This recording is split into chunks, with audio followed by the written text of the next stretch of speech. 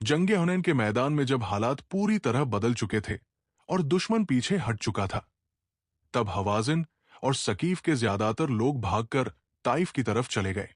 Taif उस समय अरब के सबसे मजबूत शहरों में से एक था। ऊंचे पहाड़, मजबूत दीवारें और पक्के किले इसे लगभग अभेद्य बनाते थे। हुनैन में हार के बाद दुश्मन को यह भरोसा था कि अगर कहीं रुककर मुकाबला किया जा सकता है तो वो जगह ताइफ ही है। इसलिए वे अपने परिवार, मालो दौलत और हथियार लेकर ताइफ के किले में बंद हो गए। हुनैन की जंग के बाद मुसलमानों के सामने ये सवाल था कि अब क्या किया जाए। दुश्मन को यूं ही छोड़ देना आने वाले समय में बड़े खतरे का कारण बन सकता था। इसलिए हजरत मोहम्मद सल्लल्लाहु अलैहि वसल्लम ने ताइफ की तरफ बढ़ने का फैसला किया।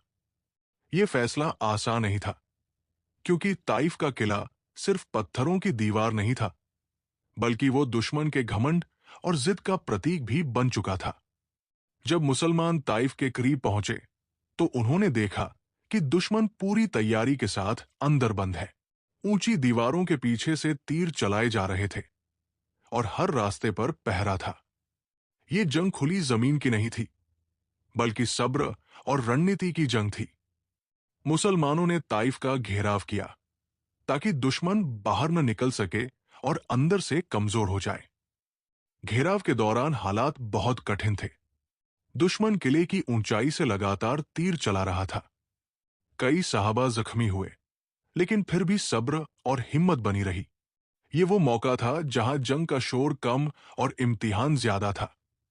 खुले मैदान की जंग में तलवार चलती है, लेकिन किले के सामने सब्र चलता है। हर दिन मुसलमान किले के चारों तरफ डटे रहते और हर रात यही सोचते कि अगला दिन क्या लेकर आएगा। इस दौरान एक नई चीज का इस्तेमाल भी हुआ। किले की मजबूत दीवारों को तोड़ने के लिए उस जमाने के हिसाब से नए तरीके अपनाए गए। लेकिन ताइफ का किला इतना मजबूत था कि जल्दी टूटने वाला नहीं था। दुश्मन को अंदर से यह भरोसा था कि उनके पास खाने पीने का सामान है और वे लंबे समय तक टिक सकते हैं। दूसरी तरफ मुसलमान खुले मैदान में थे, जहां हर दिन एक नया इम्तिहान लेकर आता था। घेराव लंबा होता गया और सब्र की परीक्षा और कठिन होती चली गई।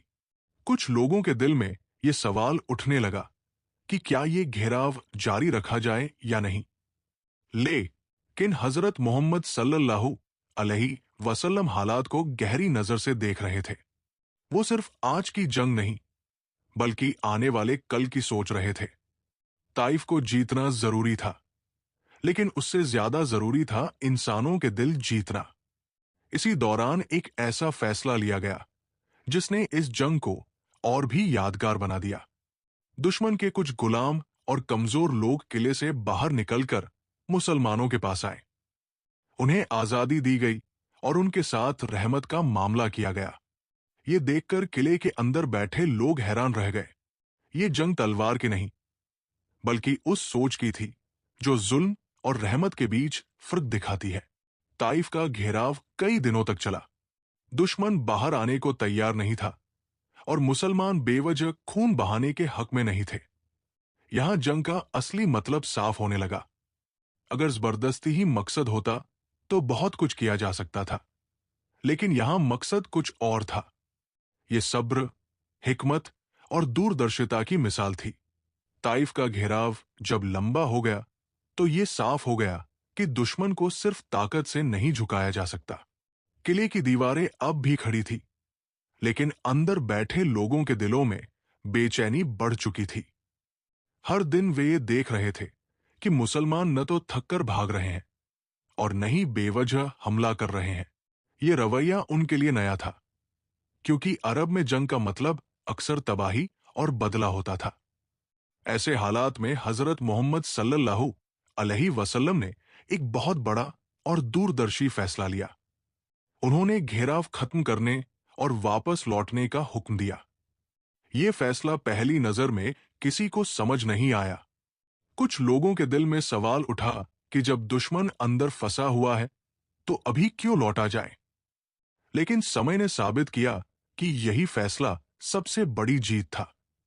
जब मुसलमान ताइफ से वापस लौटे तो बहुत से लोग इसे अधूरी जंग समझ रहे थे।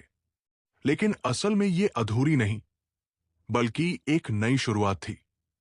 ताइफ के लोग अंदर से ये सब देख चुके थे कि मुसलमानों के पास ताकत होने के बावजूद जुल्म नहीं है। यही एहसास धीरे धीरे उनके दिलों में उतरने लगा। कुछ समय बाद वही ताइफ, जो मजबूत किले और तीरों के लिए जाना जाता था, अपने आप झुक गया। लोग खुद चलकर आए और इस्लाम को कबूल किया, बिना जंग, बिना खून खराबे, बिना जबरदस्ती। ये वही नतीजा था जो तलवार से नहीं, बल्कि सब्र और रहमत से हासिल हुआ। जंगे ताइफ हमें ये सिखाती है कि हर जीत मैदान में दिखाई नहीं देती, कुछ जीते वक्त के साथ सामने आती है। अगर उस दिन ताइफ पर जबरदस्ती कब्जा कर लिया जाता तो शायद दिलों में नफरत रह जाती। लेकिन सब्र ने वो काम किया जो तलवार नहीं कर सकती थी। ये जंग ये भी सिखाती है कि कभी कभी पीछे हटना हार नहीं होता। समझदारी से लिया गया एक कदम आने वाले कल को आसान बना देता है। ताइफ का मामला इसी की मिसाल है। हजरत मोहम्मद सल्लल्लाहु अलैहि वसल्लम की जिंदगी का हर फैसला सिर्फ उस पल के लिए नहीं, बल्कि आने वाली नस्लों के लिए भी एक सबक है। जंगे हुनैन ने घमंड तोड़ा और जंगे ताइफ ने सब्र सिखाया। दोनों मिलकर ये बताती है कि इस्लाम की जीत सिर्फ जंग के मैदान में नहीं, बल्कि इंसान के दिल में होती है। और जब दिल जीत लिए जाए तो दीवारें खुद ब खुद गिर जाती है।